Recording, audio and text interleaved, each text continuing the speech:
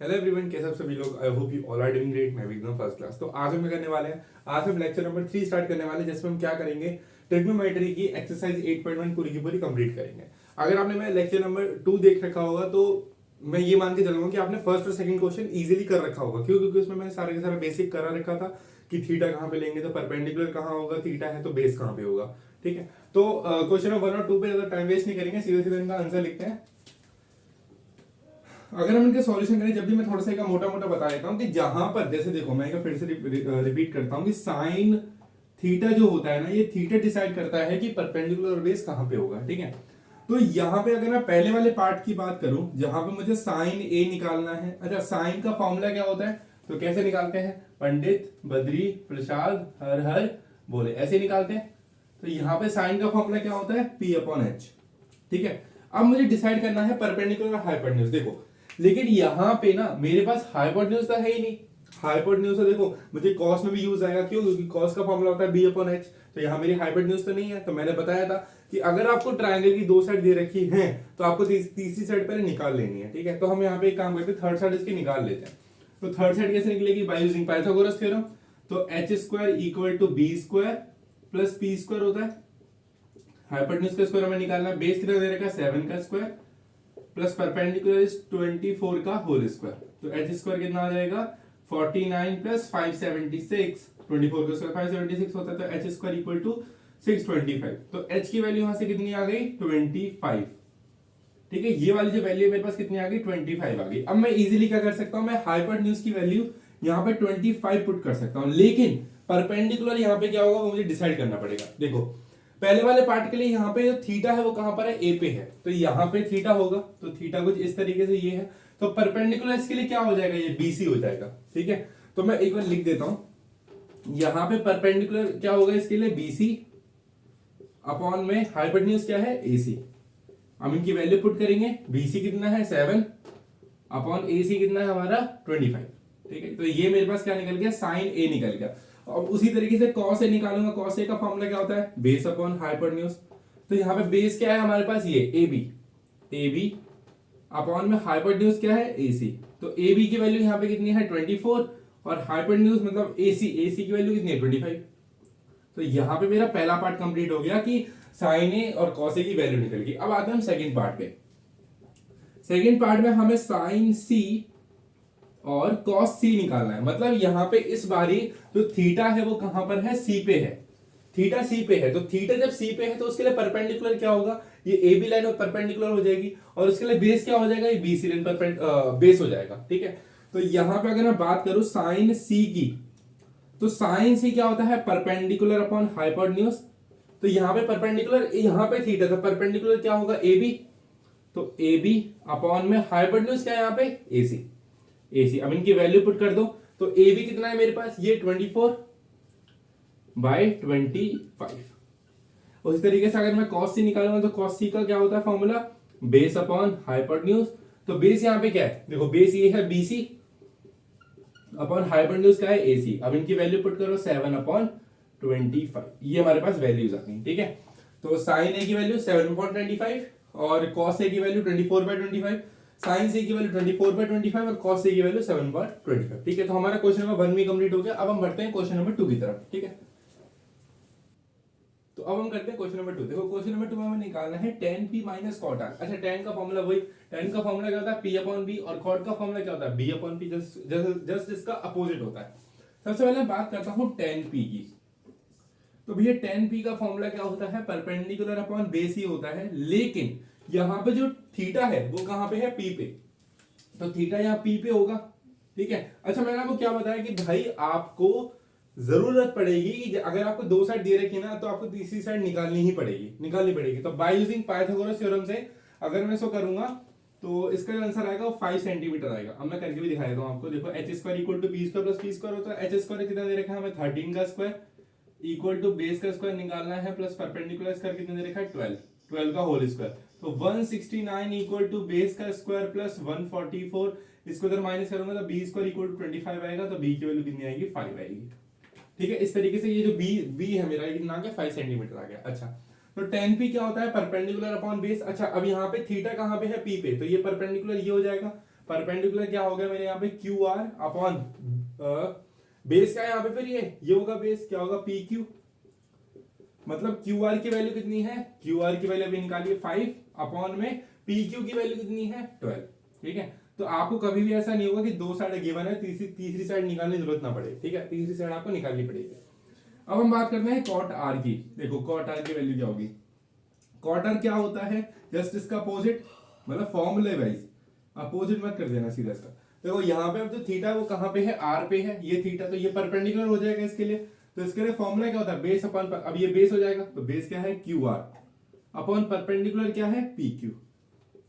तो यहाँ पे क्यू आर कितना है 5 और बाय 12। देखो दोनों का आंसर दोनों का सेम आ रहा है। अब यहाँ पे घबरा मत जाना कि दोनों का आंसर सेम आ रहा है तो जीरो हो जाएगा, जीरो होगा, इसका आंसर ही जीरो। देखो तो यहाँ पे आंसर आएगा 10p माइनस कॉट आर, अगर हम निकालेंगे तो क्या हो जाएगा 5/12 माइनस 5/12 इक्वल टू 0। ठीक है, तो ये हमारा आंसर है। अब हम बढ़ते हैं क्वेश्चन नंबर 3 की तरफ। इसका जल्दी से आप क्या करो, स्क्रीनशॉट ले लो।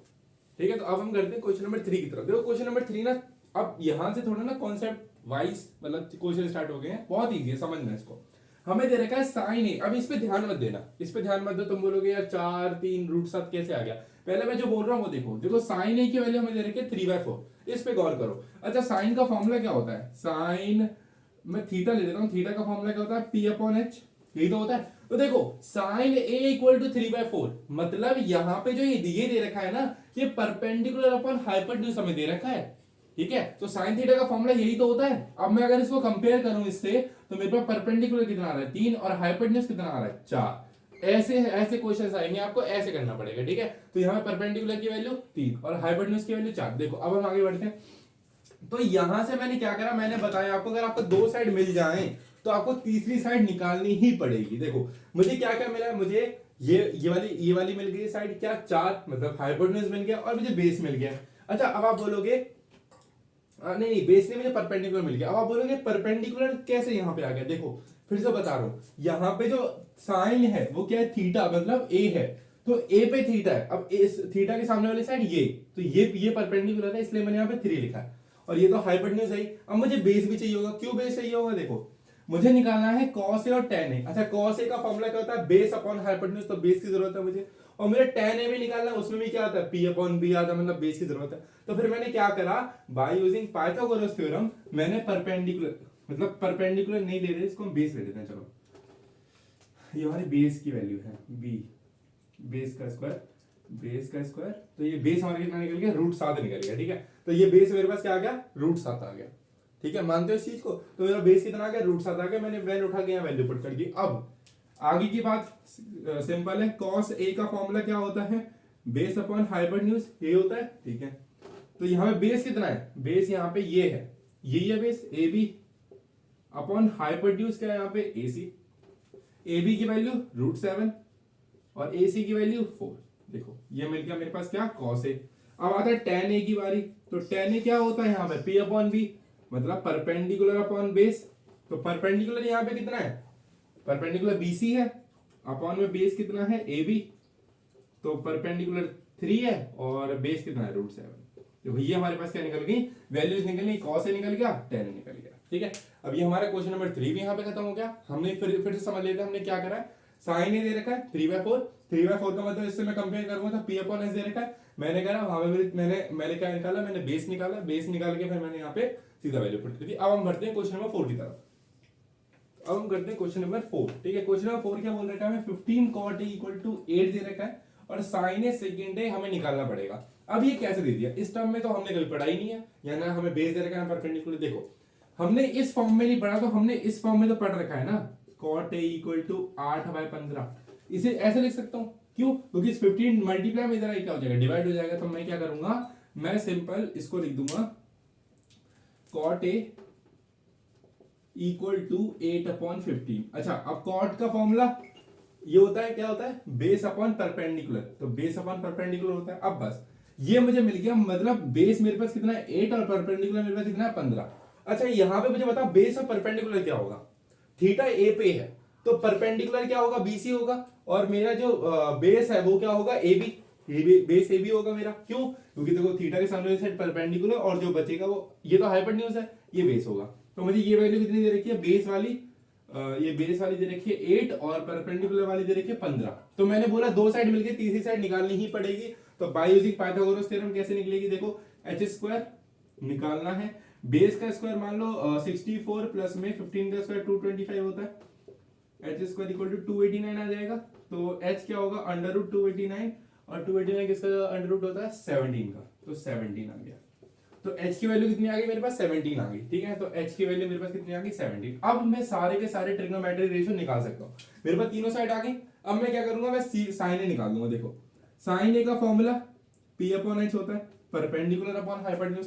अब देखो यहाँ पे ना दोनों में एंगल सेम है, तो मुझे एंगल बदलने की जरूरत नहीं है। तो साइन ए p अपॉन h परपेंडिकुलर क्या है मेरा यहाँ पे bc अपॉन हाइपोटेन्यूज क्या है मेरा ac। तो bc कितना दे रखा है मुझे 15/17, ये आ गया मेरे पास क्या, साइन ए। अब मैं निकाल दूंगा सीकेंट ए। तो सीकेंट ए का फॉर्मूला क्या होता है, h upon B, reciprocal of cos का। तो कॉस का फॉर्मूला होता है b अपॉन h। तो सीकेंट ए क्या होता है, रेसिप्रोकल होता है, तो क्या हो जाएगा h अपॉन बी। तो h अपॉन बी हो जाएगा। और हाइपोटेन्यूज कितना है, ac अपॉन बेस कितना है यहाँ पे ab। वैल्यू पुट करो, AC की वैल्यू कितनी है 17 और AB की वैल्यू कितनी है 8। तो ये भी मेरे पास निकल गया। क्या मेरे पास साइन ए की वैल्यू आ गई, सीकेंट ए की वैल्यू आ गई। इस तरीके से सबसे पहले हमें क्या करना है, तीनों दो साइड दे रखे, तीसरी साइड निकालनी ही पड़ेगी आपको। ठीक है, क्योंकि देखो दोनों में यूज होगी, AC दोनों में यूज हो गया। ठीक है, तो ये वाला क्वेश्चन भी 4 कंप्लीट हो गया। अब हम बढ़ते हैं क्वेश्चन नंबर 5 की तरफ। ठीक है, अब हम करते हैं क्वेश्चन 5 स्टार्ट। देखो क्वेश्चन 5 क्या बोल रखा है, हमें इसमें ना सारे के सारे ट्रिग्नोमेट्रिक रेशियो निकालने पड़ेंगे। साइन, कॉस, टेन, कोसेक, सेक दे रखा है और कॉट निकालना पड़ेगा, मतलब हमें 5 और निकालने पड़ेंगे। निकाल देते हैं। देखो हमें क्या दे रखा है, हमें सीकेंट थीटा दे रखा है।